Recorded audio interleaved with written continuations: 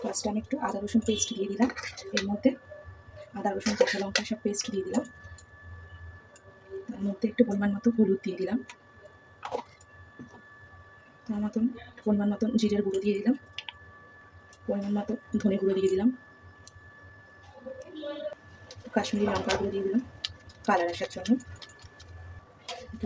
Normally ঝাল লঙ্কার গুঁড়ো দিয়ে দিলাম,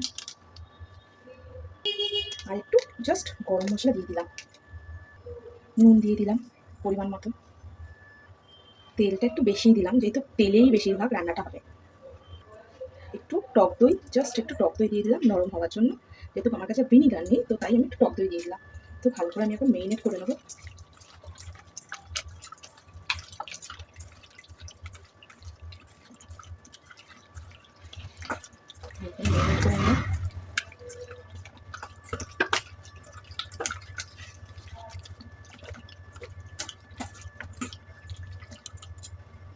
মেরিনেট করে তো আমি রেডি করে নিলাম। তো তার মধ্যে আমার উপকরণগুলো আমি তৈরি করে নিই। কটা কাজু বাদাম নিয়ে নিলাম এর মধ্যে, আর টক দই দিয়ে দিলাম। টক দইটা কিন্তু টক দই দিয়ে করা হবে, তো টক দইটা আমি নিয়ে নিলাম, প্যাকেটে যা টক দইটা ছিল। ঠিক আছে, ফার্স্টে আমি হালকা করে একটু তেল দিয়ে দিলাম, সর্ষের তেল।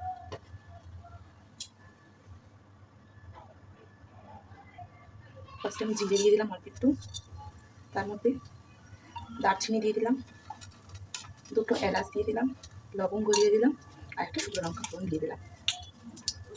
দিয়ে ভালো করে নাড়াচাড়া করছি, করার পর আমি মাংসটার মধ্যে দিয়ে দিলাম।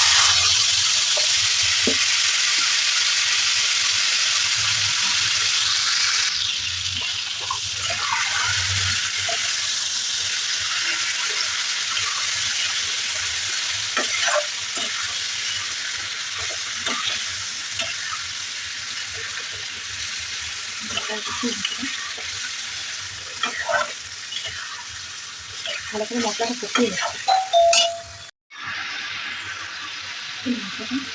মশলাটা দিয়ে কিছুক্ষণের জন্য ঢাকা দিয়ে রাখলাম। মাংসটা ঢাকা দেওয়া থাক মাংসটা কিছুক্ষণের জন্য। তো আমার মাংসটা অনেকক্ষণ পর সেদ্ধ হয়ে গেছে। একটু দেশি মুরগি, তো এটা একটু অন্যরকমভাবে করেছি। ভালো করে এখন মশলাটা লেগেও গেছে। তো এবার আমি ওইটা দিয়ে দেবো।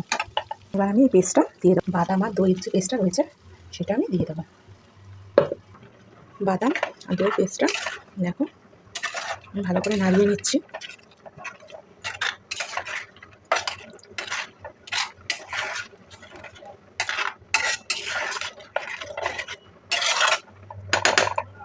এটার মধ্যে একটু মিষ্টি দেবো, একটু মিষ্টি না দিলে ভালো লাগবে না। এটা যেহেতু টক দই দিয়ে দিয়েছি, টকটা বেশি হয়ে যাবে, তো এর জন্য আমি একটু মিষ্টি দই দিয়ে দিয়েছি এর মধ্যে। দিয়ে একটু নাড়াচাড়া করে নিলাম চিনি দিয়ে।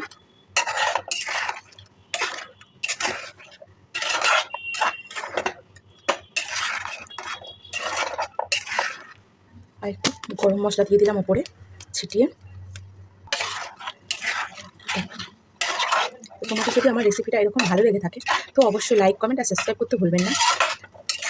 আর তোমরাও কি এইভাবে রান্না করো কিনা আমাকে কমেন্ট বক্সে অবশ্যই জানিও ভালো লাগলে। তো আমি আবার ঢাকা দিয়ে রেখে দেবো কিছুক্ষণের জন্য ঢাকা দিয়ে রেখে দেবো। মাংসটা পুরো তেল বেরিয়ে গেছে, দেখতেই পাচ্ছ।